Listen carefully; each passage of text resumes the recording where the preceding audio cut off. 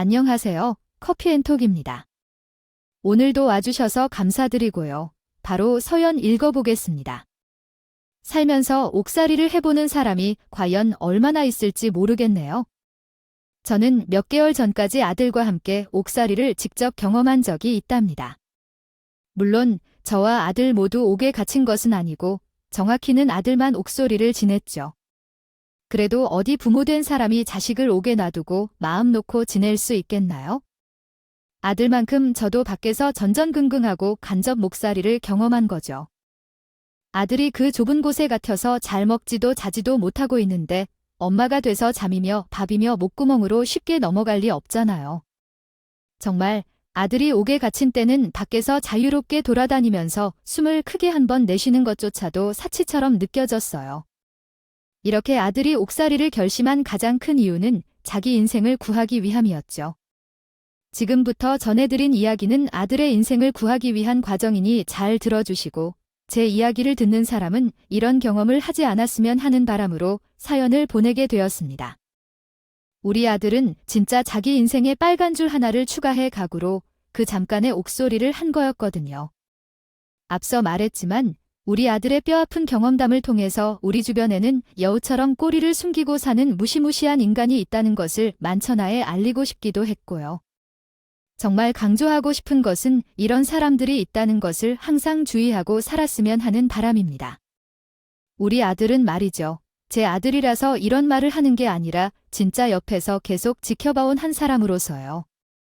봐도 정말 인덕이 많은 편이었어요. 아들이 중요한 일을 하는 순간마다 어디선가 나타난 사람들의 도움으로 어려움 없이 일을 극복해 나갈 수 있었거든요. 아니면 주변 지인들에게도 지원을 받곤 했죠.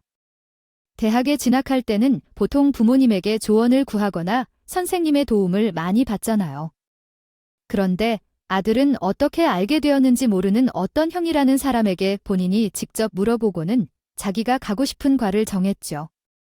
그때까지만 해도 어린 아들이 자신과 관련이 없는 타인을 만나서 조언을 구했다는 게 사실이 조금 찝찝하게 느껴졌었어요. 아무래도 아직 성인도 아닌데 사회생활을 해보지도 않은 아이가 어디서 사람을 만나고 활동을 하겠나 싶었거든요. 나중에 대학 진학 후에 아들에게 슬쩍 물어보니 아들이 당시 취미 활동으로 모여 다니는 동호회, 동아리 모임 그런 곳에서 만난 사람이라고 하더라고요. 요즘 애들은 정말 빠르다더니 우리 때와는 다르구나. 아들 주변에 괜찮은 사람이 많구나 했던 것을 이때부터 느끼게 되었죠. 그러다 어느 날 아들이 창업을 하겠다고 집에 선언을 하더군요. 처음에는 내가 무슨 돈이 있어서 창업을 하느냐 부모된 심정으로 현실적이지 않다는 판단에 아들을 말렸어요. 하지만 아들은 창업 비용으로 200만 원이나 모았다며 호기롭게 본인 사업을 해보겠다고 이야기했어요. 저는 속으로 생각했죠. 아이 겨우 200만 원 가지고 무슨 사업을 하겠다고 아들이지만 아직은 정말 어리구나 하고 말이에요. 그래도 자식이 기는 부모 없다고 그냥 하라고 했죠.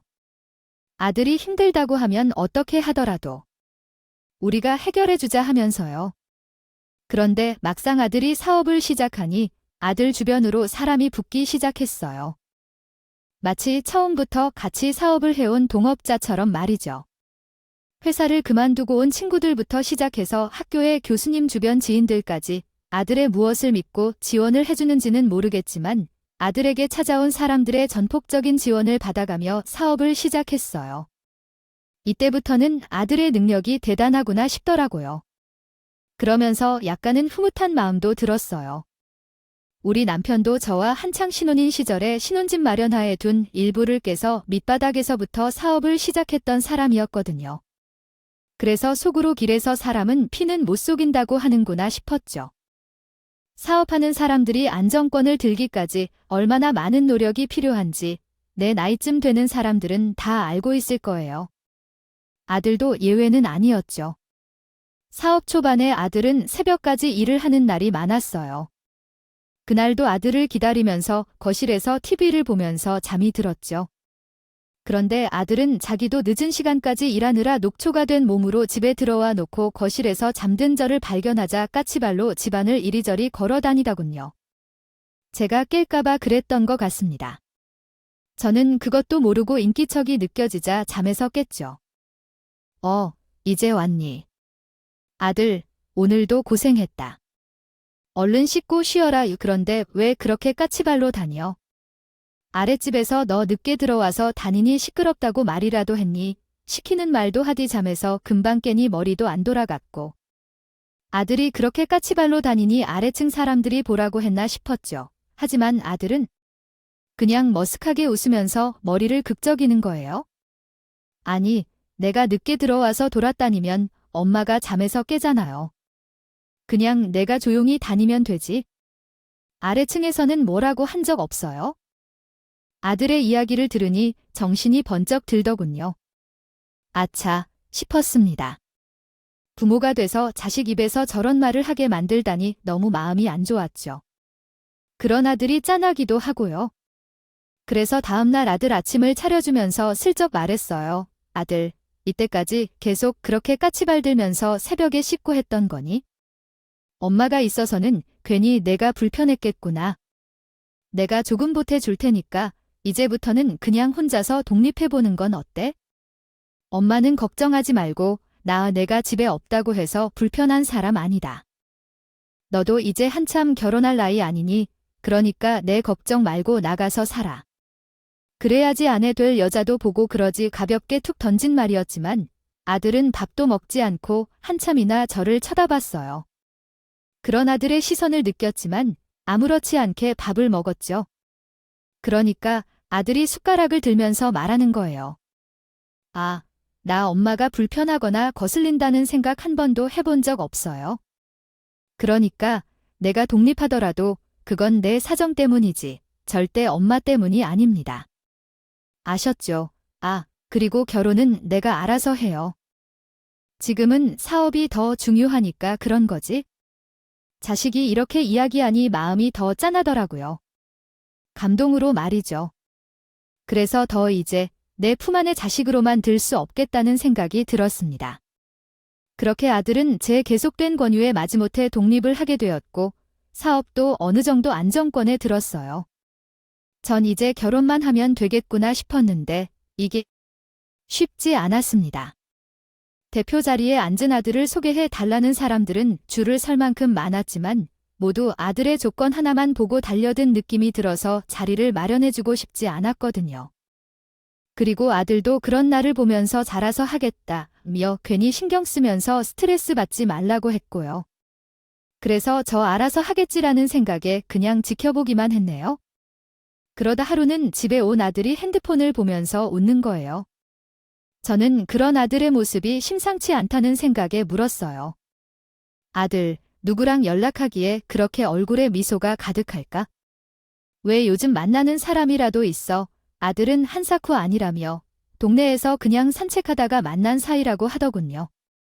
내가 무슨 여자를 만나 사업하기도 바쁘다니까 그냥. 진짜 산책하다가 두어 번 마주친 사이야. 그 집 강아지가 우리 집 마당에 자주 둔화되더라고. 우리 집 마당이 좋은가 봐. 아들은 강아지로 인해서 생긴 인연이라 그런지 얼굴에 만연한 미소를 띠면서 말하는데 본인은 절대 관심이 있어 보이지만 그렇지 않다는 듯이 제게 말했죠. 그런 아들의 모습을 보통 인연이 아니구나라는 생각에 아들에게 강요하듯이 말했습니다. 나중에라도 더 깊은 사이가 되면 엄마한테 꼭 먼저 보여줘야 한다. 요즘 사람들 함부로 믿기 어렵잖아. 엄마가 같은 여자로서 한번 봐줄게. 아들은 이날 아니라면서 발뺌을 했지만 저는 가까운 신뢰에 만나겠구나 싶었어요. 이런 이야기가 오가고 한 달이 조금 안 되었을 때였죠. 아들이 제게 조심스럽게 저번에 말한 그 여자를 집에 데려와도 괜찮겠냐 묻더군요. 그래서 기쁜 마음에 당장 데려오라 했죠. 아들은 이때까지 자기가 만난 여자를 한 번도 집에 데려온 적이 없었거든요. 그러니 얼른 당장 모셔오라고 아들을 부치겠습니다. 그렇게 하루도 지나지 않아서 저는 며느리가 될 아이를 만나게 되었어요. 며느리는 정말 참한 모습이었죠. 아들과 함께 어른들께 인사를 왔는데 제가 또 아무것도 안 해줄 수 없잖아요. 그래서 한상 가득히 진수성찬을 차려서 먹였죠. 식사 내내 화목한 분위기가 유지되었고 아들과 결혼의 존재로 사귀고 있다며 잘 부탁드린다며 공손한 모습으로 제게 인사를 건네는 며느리. 그러다가 후식을 먹을 때 갑자기 며느리의 표정이 약간 어두워지는 거예요. 그래서 저는 무슨 일인지 물었어요. 며느리는 자신의 치매 걸린 아버지 이야기를 꺼내더군요. 사실 제가 치매 걸린 아버지를 추가한다. 돌보느라 제 인생에 살아본 기억이 없거든요. 제가 제 인생을 즐기려면 아버지를 포기해야 하니까요. 근데 자식으로서 그럴 순 없잖아요. 그래서 데려온 게 저희 집 강아지예요. 제 유일한 말벗이거든요. 집안 상황이 썩 좋다고는 말씀 못 드리지만 저는 이때까지 누구 손 안 벌리고 혼자서 다 처리해왔고요. 앞으로 어떤 상황이 오더라도 그렇게 할 생각입니다. 절대 어머니 걱정시킬 일 없는 며느리 아내 역할 전부 잘하겠습니다. 남자보다 더 당찬 태도의 며느리. 집안 사정은 딱하지만 우리가 조금 여유로우니 아무런 문제가 되지 않는다고 생각했어요. 어디 제 의견으로 아들의 마음이 바뀌는 것도 아니고요. 차라리 이런 여자라서 잘 됐다 싶기도 했죠. 물러 터지고 순진하기 짝이 없는 여자보다는 이렇게 당차고 혼자서도 일을 척척 해결하는 여자가 아들 옆에 있는 것이 더 좋겠다 싶었을 때 이런 야무진 사람이 옆에 있으면 아들도 사업을 하면서 잘 살아갈 것이라고 생각했어요.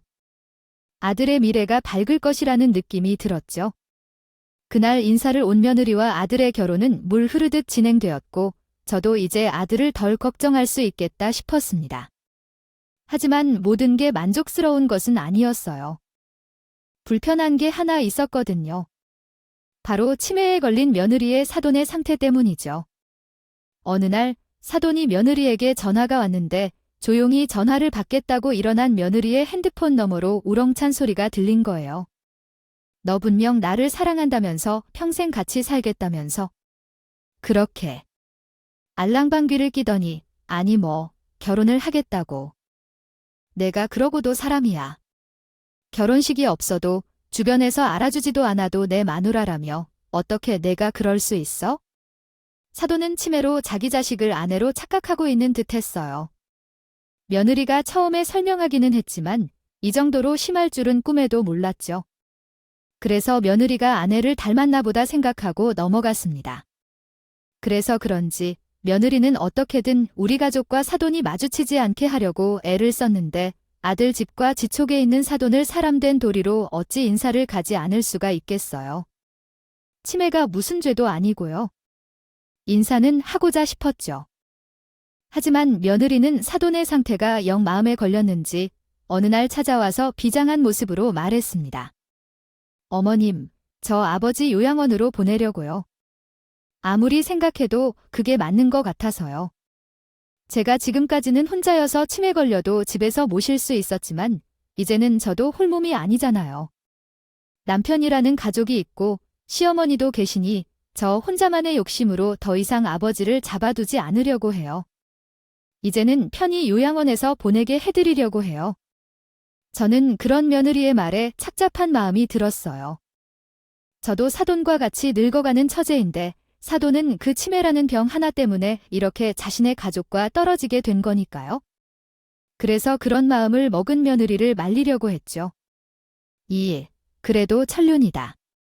부모 자식과는 아무리 끊으려고 해도 끊을 수 없는 여운이라는 게 있는 법이야. 내가 이렇게 덜컥 아버지를 요양원에 보내면 아버지 마음이 어떻게 했니? 다시 한번 생각해봐라. 지금 이 일로 인해 내가 후회하거나 상처받는 거 나는 원하지 않는다. 우린 진짜 괜찮아. 혹시나 며느리들 아이의 마음에 상처가 남지 않을까 걱정이 되었어요. 자기 손으로 요양원으로 부모를 보내는 게 그리 쉬운 결정은 아니잖아요.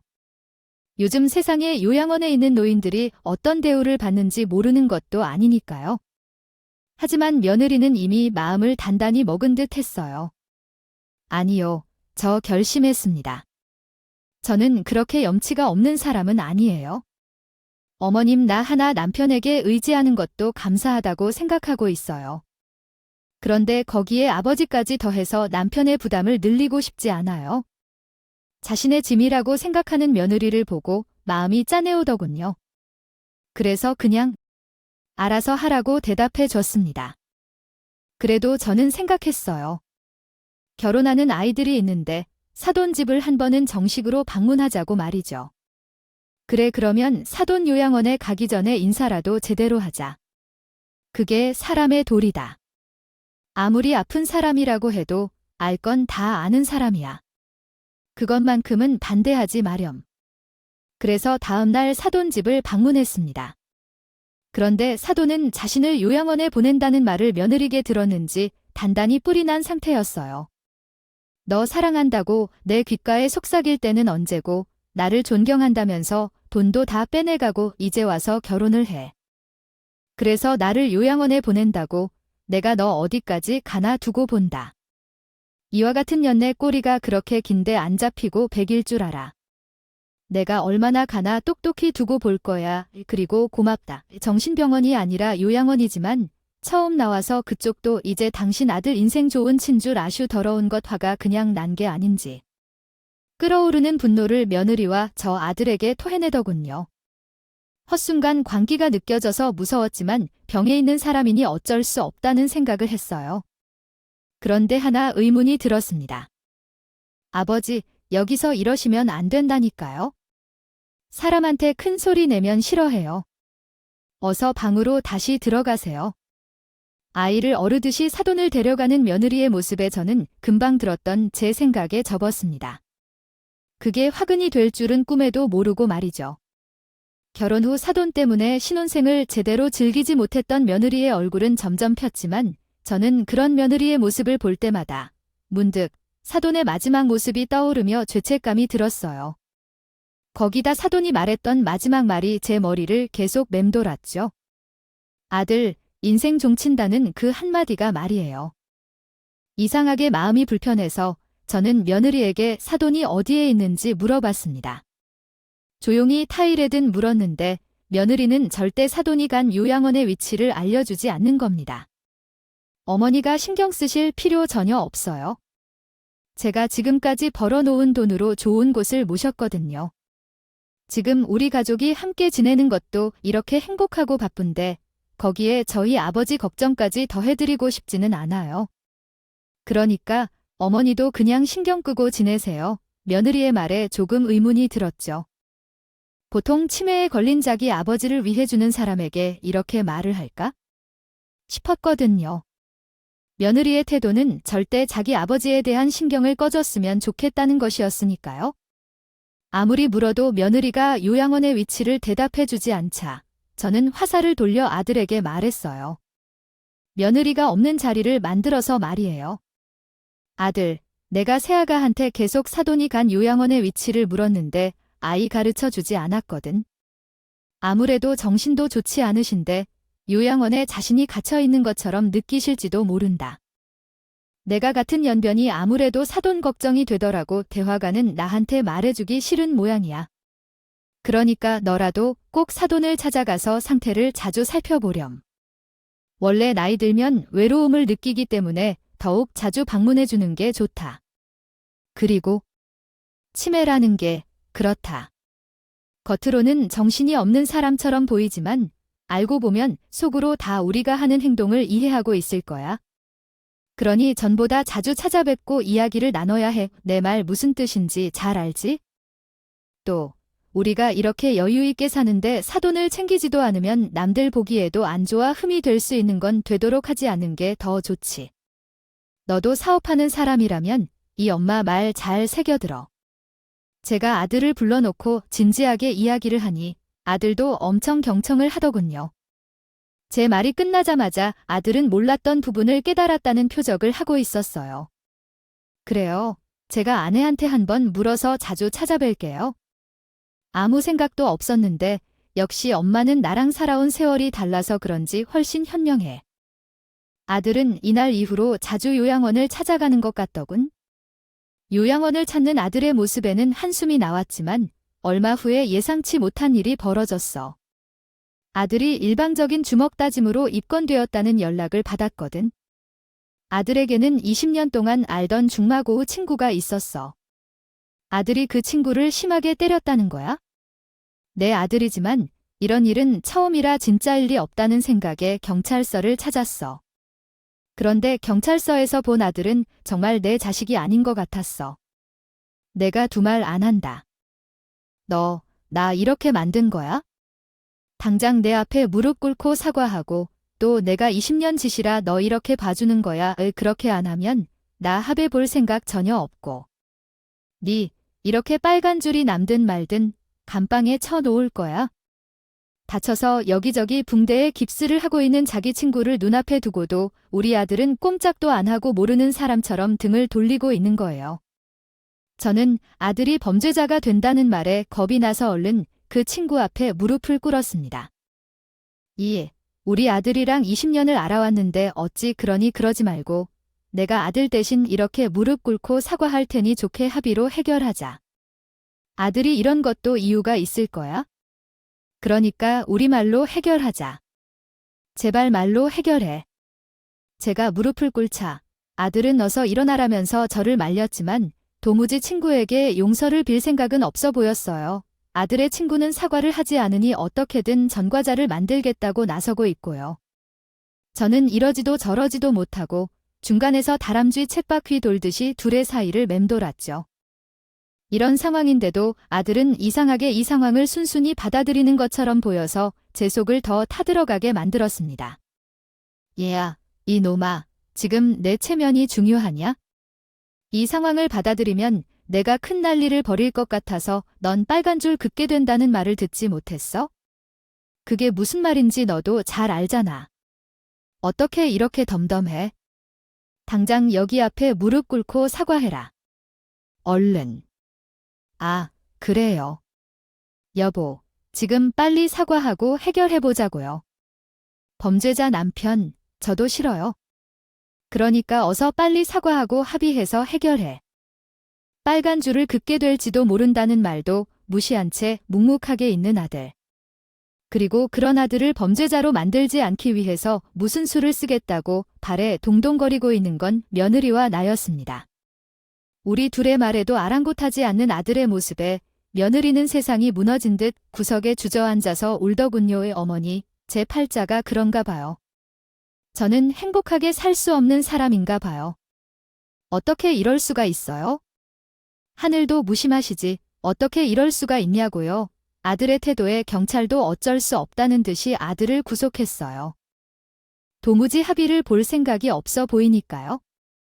아들의 이상한 행동에 대체 왜 저러지 싶다가도 구치소에 수감된 아들 때문에 며느리를 볼 면목이 없더군요. 생각해보세요. 어제까지는 치매 걸린 아버지를 보살피느라 힘들었던 애를 이제는 옥바라지까지 시켜야 하니까요. 도무지 염치가 없어서 며느리를 쉽게 보러 갈 수 없었어요. 이전에는 몰랐던 며느리 눈치가 보이기 시작했죠. 그래도 산 사람은 살아야지 하는 마음에 식사를 차리고 밥이라도 한술 뜨면 이런 생각도 들었어요. 내가 사람이냐, 자식이 구치소에 수감돼서 어떻게 지내고 있는지도 모르는데 밥이 목구녕으로 넘어가. 이러고도 자식까지는 엄마라고 알 수 있어. 이런 나를 보고 며느리가 뭐라고 생각하겠어. 이런 생각에 먹던 숟가락도 넣은 채 지냈어요. 며느리 눈치에 아들 걱정까지 더해지니 살아도 살 것이 아니었죠. 그래도 내 자식이 잘못해서 수감된 거니 며느리도 나와 같겠구나 싶어서 아끼는 집에 가서 며느리 밥을 몇 번 차려주기는 했습니다. 어머니, 저 괜찮아요. 어머니가 이렇게 챙겨주시면 오히려 부담스러워요. 남편이 왜 그렇게 행동했는지는 모르겠지만 그 사람이 아무 이유도 없이 그럴 리가 없어요. 조금 있으면 나을 거예요. 하지만 오히려 위로를 받은 것은 저였어요. 내가 며느리 하나는 잘 뒀구나 싶었죠. 그렇게 며칠이 흘렀을까요? 하루는 갑작스럽게 아들이 제게 면회 요청을 했다고 연락이 온 거예요. 너무나 갑작스러운 타이밍 때문에 저는 의아했지만 마침 아들에게 논의하고 싶은 일도 있겠다 싶어 아들의 면회 요청을 받아들였죠. 아들이 사업이 한창 잘 나갈 때 저에게 준 아파트가 한 채 있었거든요. 그걸 이렇게 잘 버티고 있는 며느리에게 주면서 지금 고생하고 있는 마음을 조금이나마 달래주고 싶었거든요. 그래서 얼른 아들을 만나러 가기로 했죠. 창 너머의 아들에게 제 마음을 이야기하니 아들은 안 되라고 펄쩍 뛰는 겁니다. 엄마, 미쳤어요. 그런 여우한테 내가 그만 먹고 산 선물을 줘 말도 꺼내지 마세요. 며느리를 여우라며 예전에 사돈이 했던 말을 떠올리게 만드는 아들. 저는 갑자기 변한 아들의 태도에 의문을 느껴 왜 그러는지 물어봤어요. 아니, 너 갑자기 왜 그래? 내가 지금 어떤 상태인 줄 아니? 그래도 내가 남편이라고 집에서 밥도 제대로 차려 먹지도 않고 그 꼴이 버티고 있는 아이다. 그런 아이에게는 알아도 힘이 나게 해줘야지. 그리고 내가 이렇게 구치소에 있는데 내가 무슨 염치가 있겠니? 그러니까 내가 가진 아파트 하나 며느리에게 주자 계속해서 내가 아파트를 며느리에게 주겠다고 하자 답답했는지 아들은 계속 반된다며 지금까지 몰랐던 며느리의 진실을 제게 말해줬습니다. 진실은 아주 대단하더군요. 엄마, 걔가 어떤 애인 줄 알아요? 걔 부모고 뭐고 없는 사람이야 이 고아라고 그러다가 돈 많은 남자들한테 접근해서 몰래 돈만 빼먹는 여우예요. 돈만 많으면 나이가 적고 많고는 문제가 아니었다니까 그 사돈이라는 사람이죠. 그 사람이 그 여우한테 뺏긴 돈이 얼마인 줄 알아요? 자그마치 그 사람이 지금까지 모아두었던 전 재산이에요. 적지도 않아요. 10억이 넘는 돈이라고요. 전 아들의 이야기에 너무 놀라서 입이 다물어지지도 않았습니다. 엄마 말 듣고 내가 걔한테 요양원 어디냐고 물어봤거든요. 그런데 나한테도 어디에 보냈는지 말을 안 하더란 말이야. 그래서 이상하다 싶어서 사람을 고용해서 어디에 있는지 알아보고 요양원에 꾸준히 찾아갔어요. 처음에는 나를 이상한 사람처럼 봤는데 나중에서야 털어놓더라고.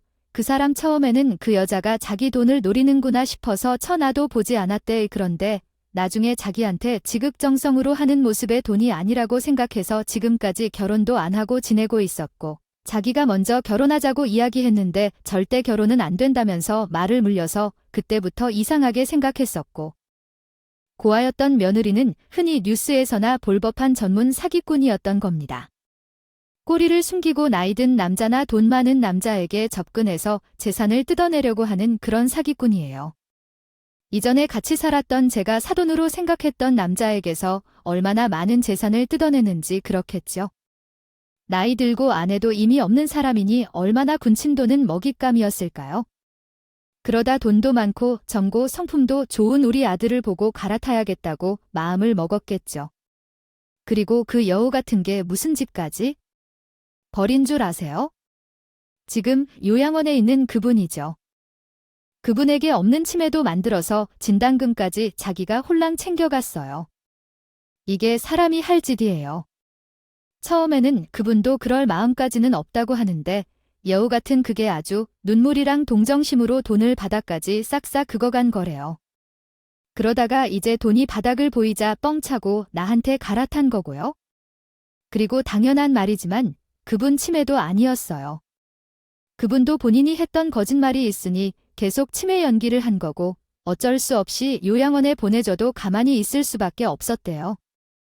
거짓말로 진단금을 다 갔으니 그 여우가 입만 뻥긋하면 본인도 벌을 받을까 봐 가만히 있었던 거래요. 여우가 그걸로 해코지를 하고 있었더라고요. 그분 정신이 아주 멀쩡해도 너무 멀쩡했어요. 사돈이라는 사람을 치매로 진단받아서 그 돈까지 챙기더니 이게 사람이 할 짓인가 싶었어요. 아들이 하는 말이 도무지 믿어지지가 않았죠. 그제만 해도 며느리와 같이 앉아서 밥을 먹고 왔는데 이게 진실이라니. 사돈은 애초에 치매도 아닌 멀쩡한 사람이었고 지금까지 며느리의 입에서 나온 모든 이야기가 새빨간 거짓말이었던 거죠. 저는 너무나 충격을 받았습니다. 그리고 이어진 아들의 이야기에 왜 아들이 구속을 순순히 받아들였는지 이유도 알게 되었죠.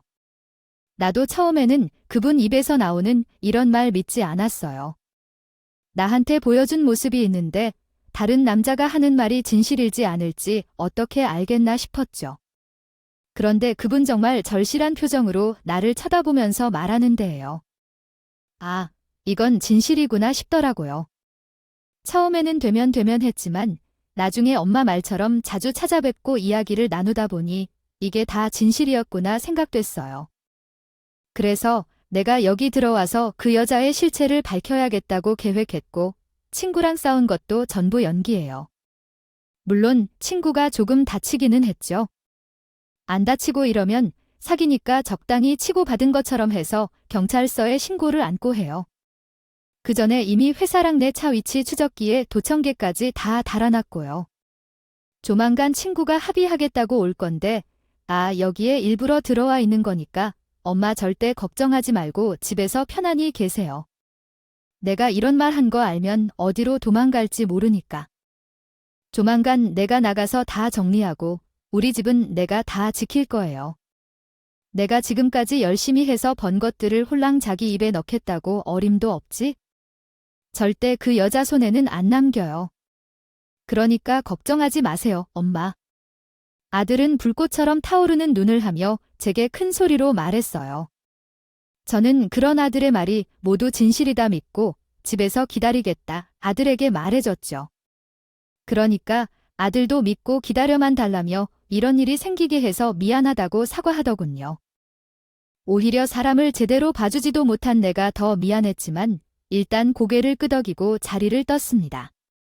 아들의 말대로 며느리 아니 그 여우 같은 연애에 대한 정보를 차곡차곡 모아가고 있는지 아들 친구에게 빠른 시일 내로 정리가 될 것 같다는 연락이 왔죠. 처음에는 정말 미쳤다고 생각했는데 아들은 제 발로 옥으로 들어가 그 사일생의 기회만 살피고 있었던 거예요. 다시 연락이 온 아들 친구는 현재 진행 상황에 대해 상세하게 제게 알려주더군요. 안녕하세요, 어머니.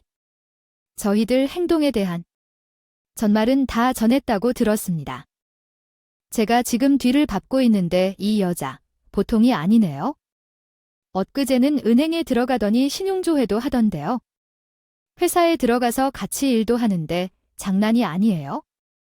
아주 회사 바닥까지 싹싹 긁어서 갈 모양인데요. 이런 사람이 며느리라고 발발거리고 다녔으니 어머님 마음고생이 이만저만이 아니겠어요. 며느리라는 현이 우리 아들이 구치소에 있는 동안 아주 활기를 치고 다녔더군요. 아내라는 신분을 이용해서 아들 회사에 있는 돈을 모조리 가져가는 것은 물론 할 수 있는 만큼 다 땡겨서 가려는 속셈이 훤히 보였습니다. 우리가 모두 자신의 행동을 가만히 놔두고만 있으니 아주 갈 때까지 가더군요. 마음 같아서는 당장 달려가서 멱살을 잡고 욕하고 싶었지만 조금 더 확실한 증거들을 챙기기 위해서 모른 척했어요. 혹시나 며느리가 오해를 할까 싶어서 증거를 모으는 도중에도 꾸준히 아래 집을 들락날락했습니다. 그때마다 며느리는 아무것도 모르는 사람처럼 능청스럽게 저와 밥을 먹고 이야기를 나누려고 하더군요. 정말 속에 있는 말을 내뱉지 않으려고 얼마나 참았는지 집에 들어오면 항상 소화제를 챙겨 먹어요. 속이 내려갈 정도였죠. 그러다 모든 일이 정리될 즈음 아들은 극적인 합의를 본 척하며 구치소를 나오려고 했어요. 이미 모든 자료는 경찰서에 제출한 상태였고 그 사돈이라고 했던 사람도 본인이 죄값을 받더라도 여우 사냥을 하겠다고 하더라고요. 경찰도 우리가 모은 자료와 사돈이었던 남자가 당한 일까지 포함된 자료를 보더니 심각한 표정이었어요. 우리는 일단 사기꾼이 경찰서에 방문할 테니 그때 잡아달라고 경찰에게 부탁을 했죠. 처음에는 난색을 표하던 경찰도 증거를 확인하면서 알겠다고 말을 바꾸더군요. 그래서 합의를 핑계로 삼아 며느리를 경찰서로 부르게 되었죠. 결국 아무것도 모르고 덫으로 들어온 여우는 경찰에게 잡혔습니다. 여느 범죄자와 같이 담요를 쓰고 버둥거리는 꼴이 그야말로 꼴이 많은 여우 같더군요. 아니, 왜 이러세요? 어머니, 여보이, 사람들 좀 말려봐. 아무 죄도 없는 사람을 이렇게 잡아도 되는 거예요? 여우는 이 지경이 되어도 자기는 아무것도 모르는 척 연기를 했습니다. 아주 대단하더군요. 내가 숨겨놓은 그 꼴이 내가 모를 줄 알았어. 죄를 지은 사람은 자기가 한 일이 범죄인 줄도 모른다더니 네가 딱 그 짝이구나. 너라는 여자 정말 질린다. 내가 저런 걸 좋은 사람이라고 생각하고 결혼까지 했더니 야, 그거 결혼 사귀고 내가 한 짓은 범죄야. 이번에 내 뒤에 있는 그 꼴이 싹둑 잘라버릴 테니까 그렇게 알아. 그간 속에 쌓인 것들이 많았던 아들은 연연하게 소리를 쳤죠. 저도 지지 않을세라. 큰 소리로 말했습니다. 너, 사람이 그렇게 사는 거 아니다. 아무리 없어도 다들 잘 살아가고 정정당당 자신의 힘으로 세상을 살아가. 근데 지금 내가 아는 행색을 보니까 너는 사람도 아니었구나. 어차피 사람으로도 못 살 거 그냥 저 안에서 오래 썩고 나와라. 너 같은 사람도 아닌 동물은 사회에 있어서는 안 되지. 우리 둘의 말에 자신이 했던 일이 들켰다는 것을 안며느리의 탈을 쓴 여우는 전부 설명할 수 있다면서 믿어달라고 말했지만 이미 귀차는 떠났습니다.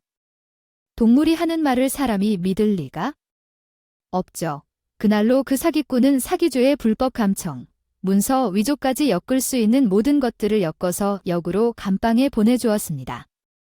그리고 사돈이라고 했던 그 남자 또한 보험회사로부터 민사소송을 당했고 형사소송까지 당했다고 하더군요. 우리를 등쳐서 점점 길어질 뻔했던 꼬리를 우리가 싹둑 잘라버린 거였죠. 이날 이후 아들과 지친 마음을 달래면서 집에서 식사를 하고 있을 때였어요. 아들이 됐든 입을 열고는 이렇게 말하더군요. 엄마, 내가 세상에서 제일 좋아하는 사람이 누군지 아세요? 바로 엄마예요. 내 주변에 아무리 사람이 많고 인덕이 많다는 소리를 들어도 엄마와 난 최고의 인덕은 없으니까요. 만약 내가 엄마의 말을 듣지 않고 그 요양원이 가지 않았다면 지금 같은 결말은 없었을 거야. 엄마가 내게 진지하게 이야기를 했기 때문에 내가 요양원에서 그분과 진솔한 이야기를 나눌 수 있는 계기가 마련된 거예요. 정말 감사합니다. 앞으로도 이 부족한 아들에게 많이 조언해 주세요. 아들의 이야기 중 최고의 인도이라는 단어는 정말 제 마음에 쏙 들어와서 박혔죠. 아이, 내가 뭐 한 게 있겠니? 그런 말을 해줘서 고맙다. 너도 수고 많았어. 그동안 힘들었지. 오히려 엄마가 미안해. 여자는 여자가 안다면서 큰 소리 뻥뻥 치고는 결국 여우인지도 모르고 집안에 들였으니 그래서 전 제 속마음을 솔직하게 아들에게 털어놨어요.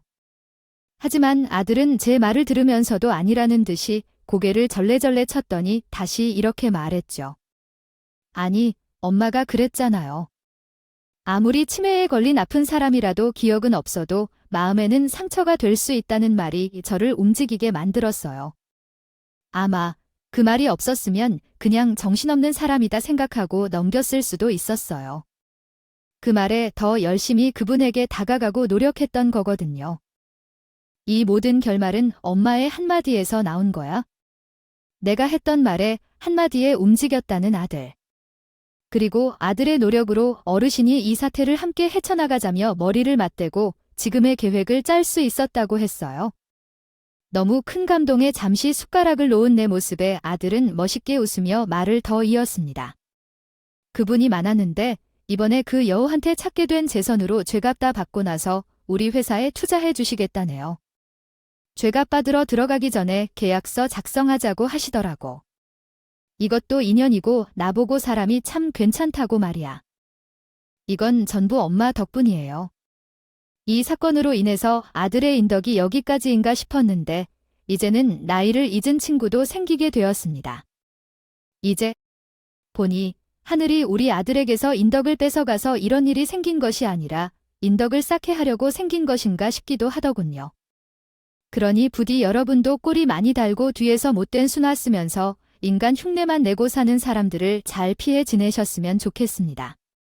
제 이야기 들어주셔서 너무 감사합니다. 지금까지 커피앤톡이었습니다. 오늘도 끝까지 함께 해주셔서 감사하고요. 다음 영상으로 또 찾아뵙겠습니다.